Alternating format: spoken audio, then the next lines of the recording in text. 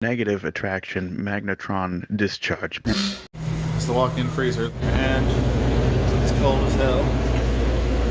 And it appears to be dripping water or something. Got slit. Kind of looks like someone lit a torch. And right here, looks like somebody replaced the compressor start here, and there's a straighter for it. Look at this.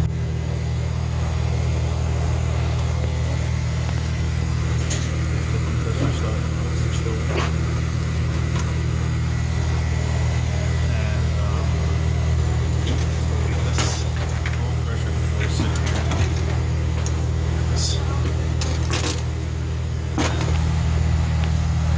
Look at that. Excellent craftsmanship.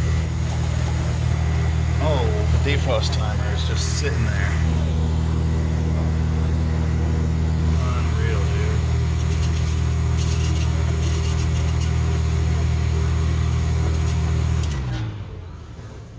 It just keeps on getting better, look.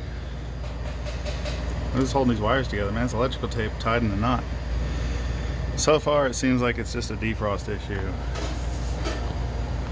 It's flinging water when it goes out of defrost. Apparently the fans immediately come on when defrost stops.